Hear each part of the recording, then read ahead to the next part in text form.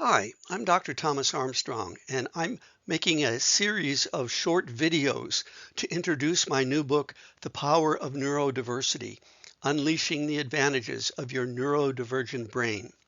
This is a completely revised and updated second edition of a book that I originally wrote in 2010. The subject of today's video is environmental modifications for the ADHD brain. In my book, I talk about positive niche construction.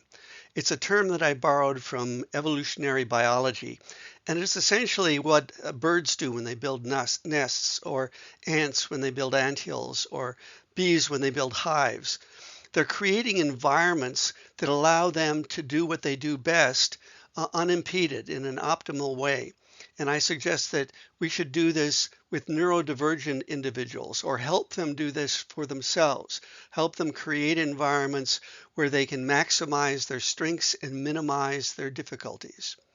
Well, in my model, there's 8 components of positive niche construction, and I'm going to focus on one of those components in relationship to one kind of diversity. In other words,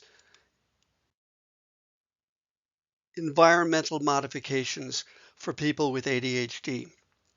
So let's get started.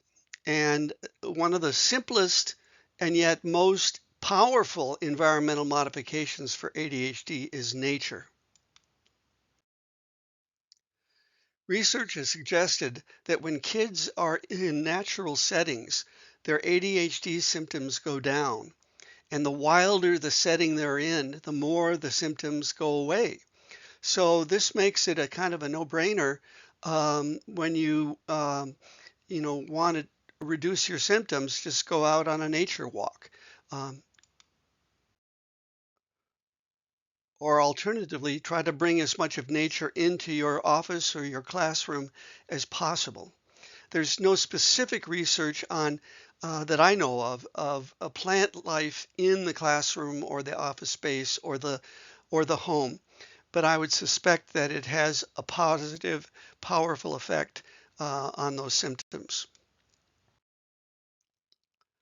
A second modification is what I call wiggle furniture.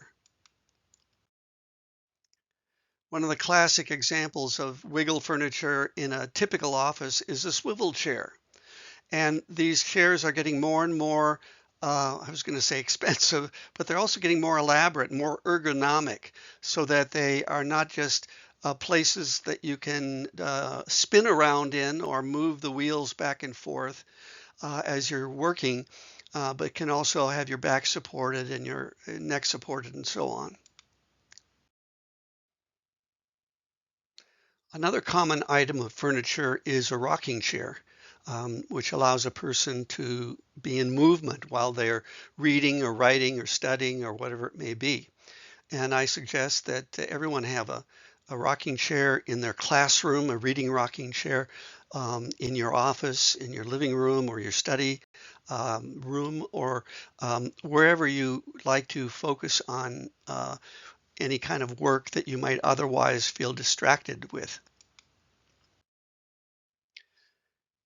And then there are an increasing number of ergonomic chairs, including this one called an ADHD office chair from autonomous.ai, that provides support for the back, but also has a rocking feature and kind of a bouncing feature as well. Then there are the stability balls, which are just large balls which people use for Pilates and other exercise classes, but can be used in a classroom in this instance, where kids can bounce up and down and move back and forth. And in fact, research has suggested that when kids with ADHD are allowed to fidget, they actually pay attention more than when they're asked to sit still. And so having little opportunities to fidget by bouncing, by rolling, can actually focus the minds of these kids. And I suspect also in the lives of ADHD adults. Similarly, there are also what are called wobble chairs, where kids can kind of wobble back and forth and maybe even spin around like a swivel chair. Then there's fidget gear, which is mostly for the hands, but also, as we'll see, for the legs as well. When I was 19, I hitched around Europe, and when I was in Greece, I noticed that older men had these beads that they were constantly kind of thumbing through. And I was told that these are worry beads. That's what they call them in their language. And I found out that these aren't having anything to do with religion. These are not prayer beads. They're not rosaries. They're strictly to help allay anxiety. And I think that worry beads can be put together, at a bead shop, for example, and you could adapt them to your life in the classroom, in the office, at home. And there are also worry stones, which have little indentations in them that you can move your thumb around in. And since the ADHD revolution, there have been hundreds of fidget toys created. And this is one collection of, I think, 50 different toys you can get at Walmart for about 25 bucks. And, you could pick out your favorite fidget toy and use that to help focus and calm your mind. Then I said fidget toys for the feet as well. These are called bouncy bands. And you take the elastic and you connect it between two legs of the desk or two legs of the chair, and then you can kind of bounce against them. If you put them on the chair, you can kind of bounce your feet back where your Achilles tendon is kind of bouncing against the bands, and provides another quiet way of fidgeting, rather than kind of, I know I used to get in trouble in third grade for I was taking piano lessons, and I used to like to practice on my desk making noise, and eventually I got sent to the what I got sent to the psychologist for testing, and fortunately or unfortunately they skipped me a grade, and so that was maybe a good outcome. But at any rate, we're looking at noiseless ways of fidgeting, and that's what bouncy bands helps to accomplish. Another modification for ADHD is giving oneself room to move as a student, as a worker, as a family person, in any kind of context. And one simple way of doing this is having a standing desk. This is, by the way, not a smug person at a standing desk. Smug is the name of the company that makes the standing desk. And I should also mention that I have a kind of an improvised standing desk, even as I'm presenting to you. I put it together from a cupboard and several very thick books, and I feel very comfortable. It's considered to be very healthy to stand while you work, for the heart, for the brain, for the focus and concentration and so forth. So that's one possibility. You could improvise one or purchase one from the smug manufacturers. Then from Bellicon, you can get an office trampoline or one for your den or your office at home or for your classroom. And this one in particular has some rails to hold on to so you don't end up bouncing against or through the plate glass window, but allows you room and space to move. Another environmental modification to keep in mind for ADHD goes under the rubric make it stimulating. The reason for that is we know now that people with ADHD are understimulated rather than overstimulated, partly because of a dopamine dysregulation in the brain. And so they need extra stimulation. That's what their often hyperactive behaviors or their distractible, which to me is hyperactive in the mind kinds of behaviors, amount to, is a need for more stimulation. So you can think about ways of putting stimulation into your study space or your workspace or your living space. Several years ago, I had the opportunity to take a tour of Pixar Studios in Emeryville, California. My niece's husband's brother is a cartoonist at Pixar Studios, and he took us around on a tour. And I tell you, I was really amazed. They had totally transformed the work environment. In fact, the cartoonists were able to design their own rooms, as you see here. And so there was an optimal level for them of stimulation. Obviously, they each of them designed it unique to their needs. Some of them look like college dorm rooms, as a matter of fact.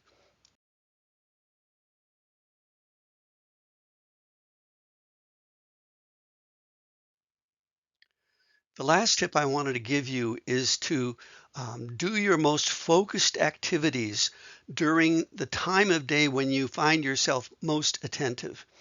We know from chronopsychology that people have different times where they're more or less attentive. We also know that there are different styles that get names like the larks and the night owls, people who do best in the early morning, who are first to pop up from their beds at 5 in the morning and be the first one at the office and just bright and cheery work until they get tired toward the afternoon. Whereas the night owl often doesn't even get started till the late afternoon and does their best work in the evenings. I, in fact, am a night owl, and I find that I do my best work between about 4 and 9 o'clock. And it's right now it's 8:30, so I'm kind of at a peak. Don't want to keep on uh, working for too much longer, but the slideshow is almost done. So anyway, so if you happen to be a night owl and find yourself most attentive and energetic and focused um, in the late afternoon or early evening, think about how you can arrange your work life or your study schedule or whatever it may happen to be during this time when you do your best work, when you're most productive. Fortunately, now in a lot of offices, there's flex time available so that people have some flexibility to decide on when and where they're going to work. More increasingly, I guess they're working in the office now that the pandemic is over. But in fact, there's more opportunities to do this kind of thing than there used to be. So that's a little bit about environmental modifications for ADHD. There's a lot more that could be said, but hopefully this will give you some initial ideas or maybe new ideas for extending, expanding, and enriching your own environments to make use of your powerful ADHD brain. Uh, that's sort of a summary of some of the material that I include in my book, The Power of Neurodiversity. I hope that you get the book. I hope you share it with your friends, your employers or employees, therapists, teachers, whoever it happens to be. If you go to my website, you can sign up for my blog posts. And my website is www.institute4learning.com. That's institute4learning.com. And if you do subscribe, you will automatically receive my 200-item neurodiversity strengths checklist, which is a strength-based assessment I created because so many neurodivergent people take tests throughout their lives that show what they can't do. And I thought there ought to be a test that shows them what they can do. And that's what this checklist helps to accomplish. So anyway, I want to thank you for listening in, for watching, and I hope the information has been useful to you and that you can help others who are neurodivergent, or if you're neurodivergent yourself, you found ideas that you can apply to your own life. Thanks so much and have a wonderful day wherever you are. Bye.